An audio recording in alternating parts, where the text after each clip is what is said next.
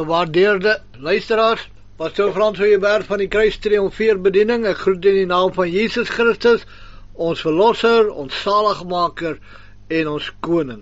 Ek hoop ek vind u in gesondheid en in opwinding om nou te begin met hoofstuk 4 van die boek Openbaring.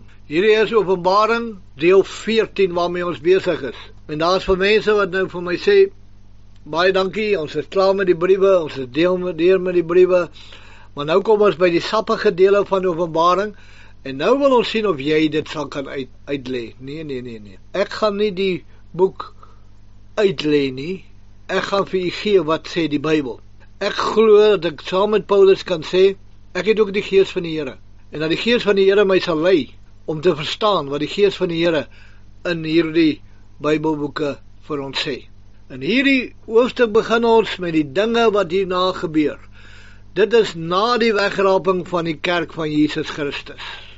Nou hier gaan ek net kortliks daaraan raak, as jy 'n meer volledige bewys van die wegraping voor die 7 jaar van verdrukking wil hê, gaan luister na my lesings en gaan bestudeer die boek. Ek gaan hom nou een of ander tyd vir u gee.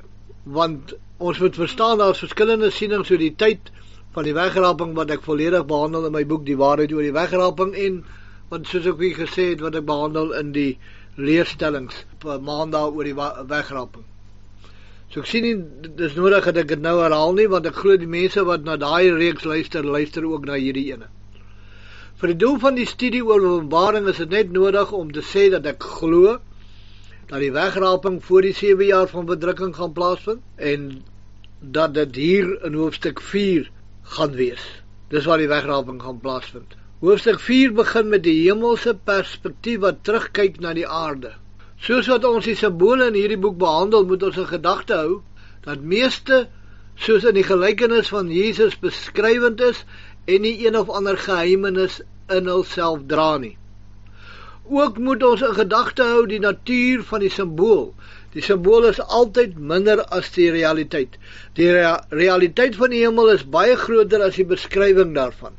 Vanaf hoofstuk 4 tot hoofstuk 19 het ons 'n gedeelte wat hoofsaaklik dui op God se oordeel oor die wêreld voor die wederkoms van Christus, genoem die verdrukkingstydperk. Die oordeele word aangedui deur 'n 7vuldige verseelde rol, 7 trompette, 7 tekens en 7 skale wat die wraak van God op die aarde uitstort. En alhoewel die woord 7 dui op volmaaktheid, gaan daar werklik 7 skale en 7 rolle en 7 trompette wees.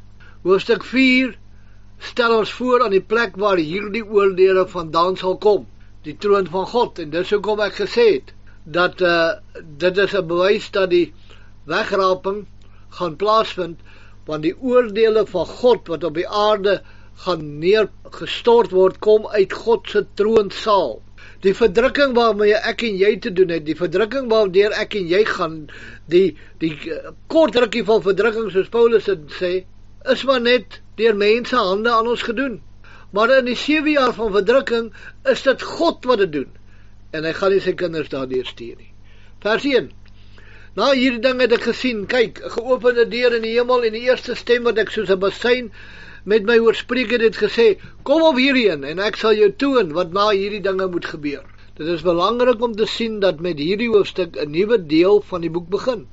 Hierdie nuwe deel, wat ook die laaste en langste een van die boeke is, begin met na hierdie dinge. Wat na die gebeure is wat in die vorige 2 hoofstukke behandel het, is, dan word na die kerkdispensasie. Daarin het ons die ontwikkeling van die Christendom op aarde gesien, waarin die ware gelowiges aangespreek is. Vanaf hoofstuk 4 is alle ware gelowiges in die hemel opgeneem. Dit het gebeur met die koms van die Here Jesus vir die kerk en alle Ou-testamentiese gelowiges. Nou is die weg vir God oop om sy werk met die aarde te doen. Hy sal die wêreld oordeel en dit reinig van alles wat in kontras met hom is. Na hierdie oordeele sal die Here Jesus na die aarde kom om 1000 jaar te heers. Hy sal alle beloftes vervul wat deur alle profete geprofeteer is. Geen woord wat God gespreek het sal onvervuld bly nie.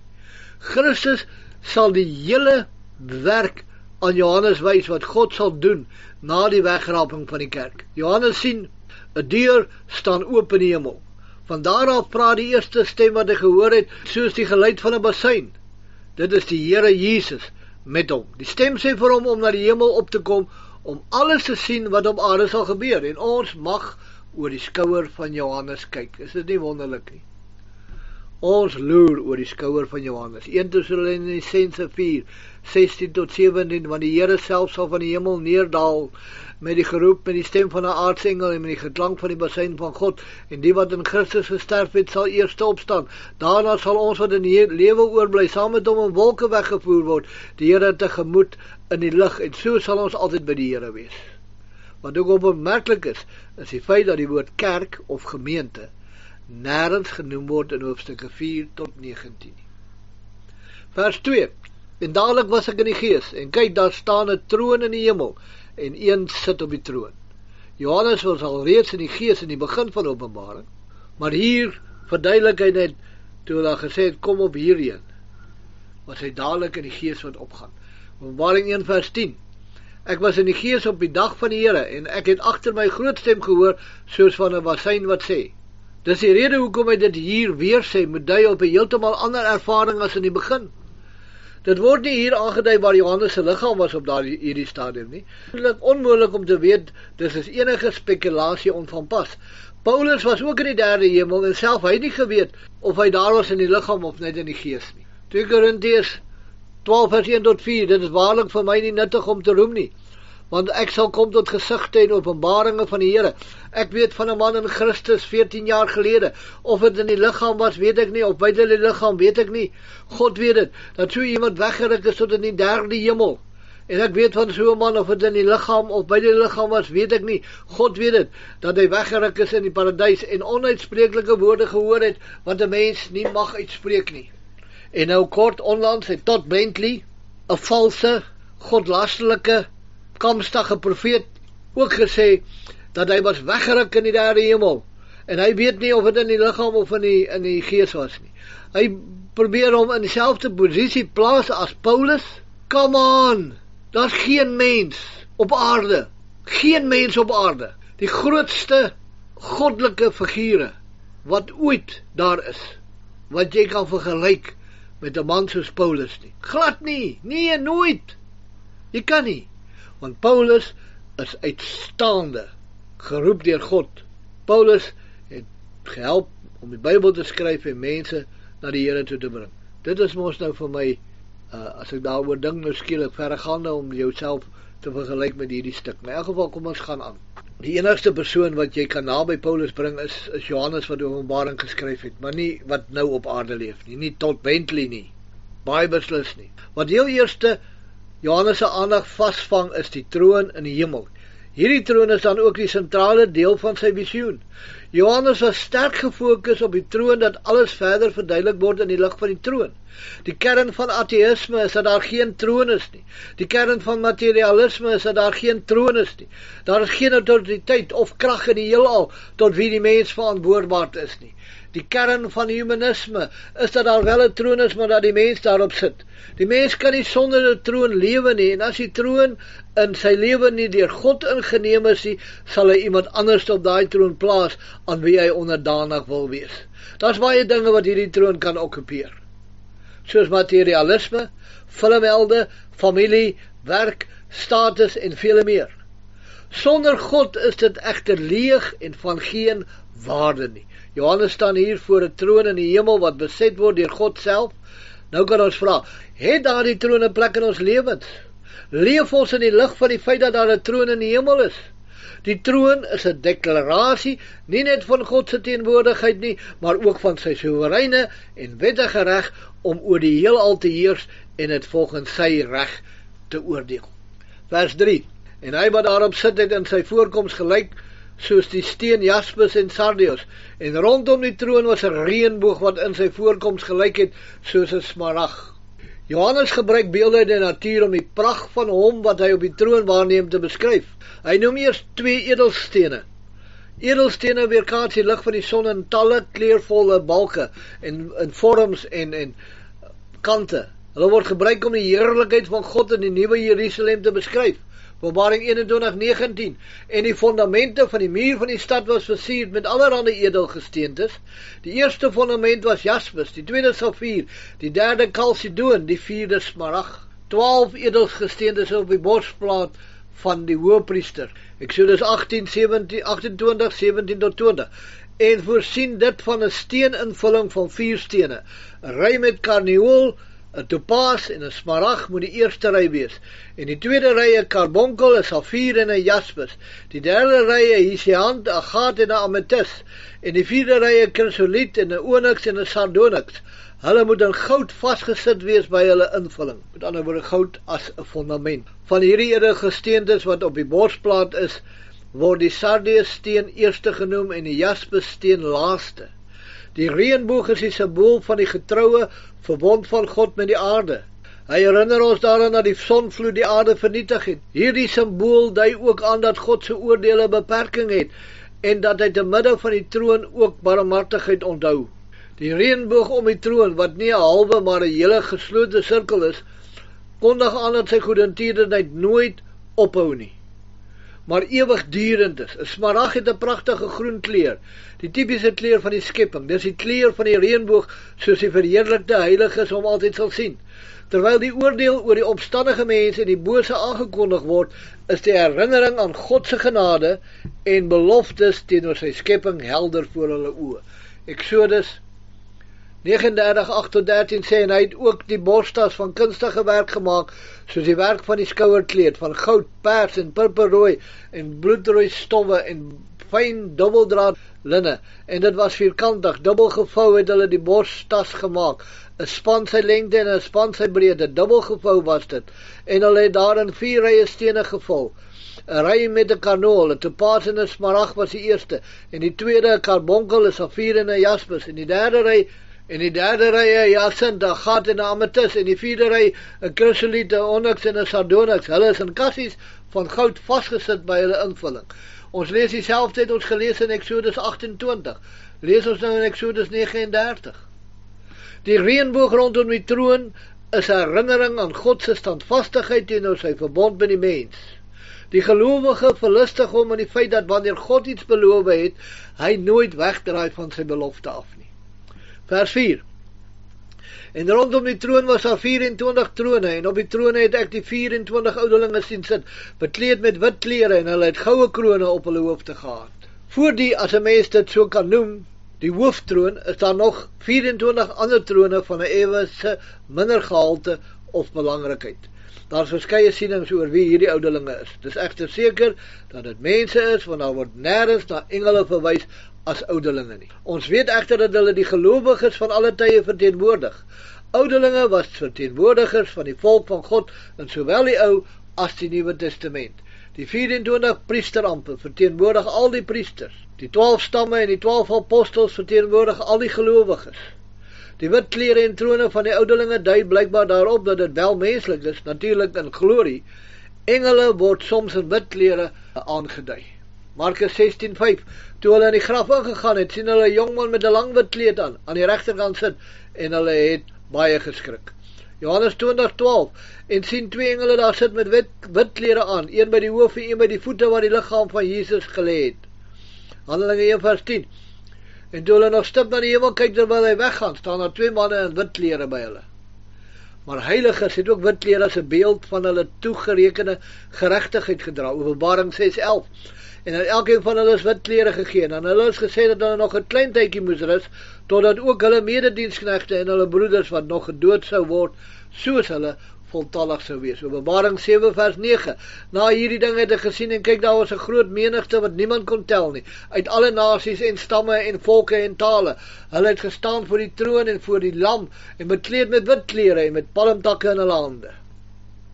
Jesaja 61:10. Ek is baie bly in die Here, my siel juig in my God, want hy het my beklee met die klere van heil, my in die mantel van geregtigheid gewikkel, soos 'n bruidegom wat priesterlik die hoofversier sal ombind, en soos 'n bruid wat haar versier met haar juwele. Maar ons sien nooit engele gekroon nie, maar gelowiges wel. 1 Korintiërs 9:25. En elkeen wat aan 'n wedstryd deelneem, Onthou hom in alles. Hulle nogal om 'n verwelklike krans te ontvang, maar ons 'n onverwelklike. 2 Timoteus 4:8.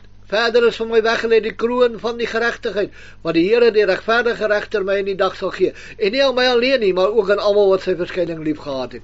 Ek het soms skielik begin opgewonde raak. Weet jy wanneer kan jy glo dat jou hart is reg? Wanneer jy hoor dat jy 'n kroon van geregtigheid het en jy raak opgewonde omdat jou medegelowiges, jou broer die Lansan wat sy hond so baie blaf, dan Sannie hier oorkant wat elke dag dieselfde klere aantrek, en Pietie wat in die kerk sit en elke keer aan die slaap raak, wat kinders van die Here is, gaan en 'n geregtigheid lewe gelei het, gaan ook 'n kroon van geregtigheid ontvang. Nie net ek nie. Daarom sit die verloste mens saam met Jesus op die troon, op mindere trone weliswaar, maar trone nietemin. Ons is mede erfgename van Christus en regeer saam met hom. En dis hoekom ek sê, ons is nie die bruid nie, want die bruid gaan woon in die nuwe Jerusalem. Dis hulle woonplek, dis hulle stad, Israel. Maar ons is die lede van sy liggaam, ons is die kerk van Christus, ons is die oorwinnaars, ons is die wat in die troonsaal gaan woon. Dink daaraan, dit moet 'n baie groot troonsaal wees. Efesiërs 2:6, en saam opgewek, en saam laat sit in die hemele in Christus Jesus. Vers 5, en daar het weerligte en donderslae en stemme uit die troon uitgegaan en 7 vuurvakkels, wat die 7 geeste van God is, het voor die troon gebrand. Wat verstaan kan word, een van die leerstellings van die evangelie wat uit Sion kom, en uit Jerusalem, die kerk van God, waar hy sy troon het, en waar vergelykbaar is met weerlig, beide vir die lig en kennis wat hulle gee, en vir die spoed waarmee hulle versprei is oor die wêreld, deur die apostels van Christus, en tot donderslae vir die aakligheid, gesag en majesteit van hulle, veral omdat hulle deur die Boaner Genesis op seuns van die donder verlos is, en soos die profesie van die profete, die stemme van die profete genoem word. Handelinge 13:27. Want die inwoners van Jerusalem en hulle owerstes het hom nie geken nie, en deur hom te veroordeel het hulle die woorde van die profete vervul, wat elke Sabbat gelees word. So kan die leerstellings van die evangelie stemme genoem word, aangesien dat die stem is van God en van Christus en van sy dienaars, en 'n stemme van liefde, genade, barmhartigheid, vrede, vergifnis, geregtigheid en die ewige lewe. Die sinspeling is op die gee van die wet op Berg Sinaï, toe sulke dinge gesien en gehoor is, of anders die oordeele van God en die strawwe wat op sy vyande toegedien is, en die vyande van sy kerk en volk, en sy aaklige dreigemente van hulle. Ontwerp kan word in sinspeling op die 7 lampe in die tabernakel en tempel, waardeur die priesters geknip is en altyd aan die brand gehou is, en uitdruklik is van die Gees en sy gawes, en wat met die getal 7 aangedui word. Dui op die volheid en volmaaktheid daarvan, en as daar gesê word dat hulle voor die troon is, wys dat daar altyd genoegsaam is vir die voorsiening van die kerke in alle eeue, om geskikte persone te bekwam en te onderrig, om die woord te bedien en ordonnansies te bedien, en hierdie wat genoem word lampe van brandende vuur, wys op die lig wat die Gees van God en sy gawes aan die kerk meedeel, en daardie warmte en hitte, troos en verkoeking aan hulle oorgedra deur die prediking van die evangelie, van die kruis en die bedeling van die verordeninge daarvan onder sy verhelderende en lewendmakende invloed. Matteus 3:16 sê, en nadat Jesus gedoop was, het hy dadelik uit die water opgeklim, en met eens gaan die hemele vir hom oop, en hy sien die Gees van God soos 'n duif neerdal en op hom kom. Handelinge 2:3, toe is daar deur hulle tonge gesien soos van vuur, wat hulle self verdeel, en op elkeen van hulle gaan sit. Die 4 vakkels is belangrik, want die Heilige Gees is nie gewoonlik sigbaar nie. Om gesien te word, verteenwoordig hy homself in een of ander fisiese vorm, soos 'n duif of 'n tong van vuur. Vers 6-8. En voor die troon was daar 'n see van glas, soos kristal, en in die middel van die troon, en rondom die troon 4 lewende wesens vol oë van voor en van agter. En die eerste lewende wese was soos 'n leeu, en die tweede lewende wese was soos 'n kalf, en die derde lewende wese het 'n gesig gehad soos 'n mens, en die vierde lewende wese was soos 'n arend wat vlieg, en die 4 lewende wesens het elkeen vir homself 6 vlerke gehad, en hulle was rondom en van binne vol oë, en hulle het sonder ophou dag en nag gesê, heilig, heilig, heilig is die Here God die Almagtige, wat was en wat is en wat kom. Hulle het rondom die troon gesweef. En elke keer as hulle in God se gesig kyk, dan sien hulle iets niets wat heilig is.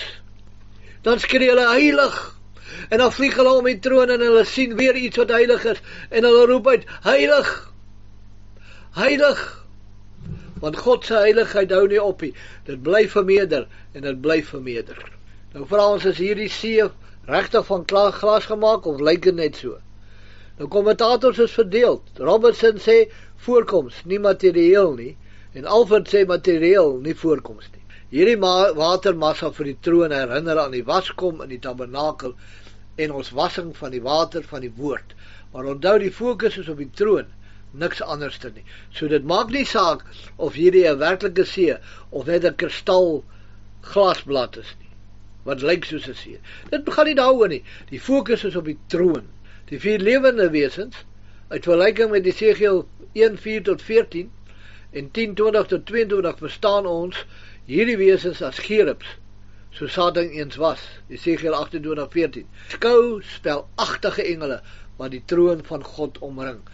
Esegiel 28:14. Jy was 'n gerub met uitgespreide vlerke wat beskit, en ek het jou gestel op 'n heilige berg. 'n God was jy. Jy het gewandel tussen vurige gesteentes. Gerubs was ook prominent in die tabernakel se allerheiligste, 'n model van die troon van God op een of ander manier. Exodus 25:8-9. Volgens Exodus 25:17-22 en 26 vers 1 en 31, jy moet gerus daai skrifte gaan lees. Hulle menigte oordui aan dat hierdie lewende wesens nie blinde instrumente of robotte is nie. Hulle weet en verstaan, hierdie wesens met ongelooflike intelligensie en begrip leef hulle bestaan om God te aanbid. Alle mislukking om werklik te aanbid is gewortel in 'n gebrek aan sien en begrip. Hulle 4 gesig voorkoms is op baie maniere geïnterpreteer. Daar word gesê dat die 4 dinge verteenwoordig soos die elemente, die kardinale deugde, die vermoëns en kragte van die menslike siel, die patriargale kerke, die groot apostels, die orders van kerkmanne, die belangrikste engele ensovoorts. Sais gee die teorie aan dat die stamme van Israel in 4 groepe verdeel is, wat elkeen onder vaandel van of 'n leeu, Juda aan die ooste kant, 'n bees Efraim aan die suide, 'n man Reuben aan die weste en 'n arend dan in die noorde. Numeri 2 vers 3 en vers 10 en vers 18 en vers 25 noem hierdie organisasie van die stamme onder hierdie 4 hoofde, maar ken nie gelukbringers aan stambaniere toe nie. Sy neem nie sy spesifieke bron hiervoor nie en noem slegs Joodse skrywers. Hierdie 4 gerubs word dikwels as simbole van Jesus geneem, soos dit in elke evangelie voorgestel word. In klassieke kerkargitektuur word hierdie 4 karakters dikwels herhaal as 'n motief wat beide die hemel en die 4 evangelies aandui. Die meeste het Matteus as die leeu evangelie gesien, wat Jesus as die leeu van die stam van Juda wys. Markus as die os evangelie, wat Jesus as 'n nederige dienskneg, 'n werker wys. Lukas as die man evangelie, wat Jesus as die volmaakte man, die tweede Adam, wys, en Johannes as die arend evangelie, wat Jesus wys as die man uit die hemel, uit die lig. Maar hierdie benadering is nie sonder ander interpretasies nie. Miskien is dit die veiligste om te sê dat die 4 gesigte belangrik is, omdat hulle die hele lewende skepping in sy uiterste voortreffelikheid aanbied. Die leeu is die magtigste van wilde diere, die os sterkste van makdiere, die arend koning van alle voëls, en die mens is die hoogste van die hele skepping. Dit is ook betekenisvol om te sien dat die Bybel 'n gesig met die idee van 'n persoon assosieer. 1 Kronieke 12:8, 2 Kronieke 29:6, Jesaja 3 vers 15 en 13 vers 8, gaan lees dit gerus op die eie tyd. Hier het ons enkelvoudige wesens met 4 gesigte. Blykbaar is daar wesens wat meer as 1 persoon kan wees, aangesien ons God 1 God in 3 persone is. Nou, voordat ons verder gaan met hoe die Johannes nou die troon verder beskryf, wil ek net vir u sê dat ek nie meer praat van hemel toe gaan nie, maar ek praat van wanneer die wegraping kom, gaan ons na die Vader se huis. As jy nou doodgaan, gaan jy hemel toe. As jy nou doodgaan, is dit waar jy gaan, die paradys. Maar die wegraping, wanneer ons daar uit die hemel kom en ons verenig op aarde, dan gaan ons nie hemel toe nie, ons gaan na die Vader se huis toe, ons gaan na die troon toe, want ons moet voor die troon van die Here verskyn. Baie dankie Here vir hierdie apostel van U Johannes, wat so gehoorsaam was om hierdie dinge neer te skryf, sodat ons ook 'n blik kan hê in die toekoms. Baie dankie Heilige Gees, dat U waaragtig is en die waarheid aan ons openbaar, en dat ons kan sien wie is God, wie is die Vader, wie is die Seun, wie is die Heilige Gees, en dat ons daarin kan lewe met 'n verwagting. As die bassein blaas, dan staan ons op die kristalsee voor die troon van God in ons Vader se huis. Ons loof U daarvoor in Jesus naam. Amen. Gewaardeerde luisteraar, al wat nou oorbly is om te sê, gaan en wonderwaardig die roeping waarmee God jou geroep het. En Maranatha, Jesus gaan kom. Baie beslis, is jy gereed? Maar as hy besluit om nog 'n bietjie te vertoef, mag hy met u wees totdat ons weer gesels in Jesus naam. Amen.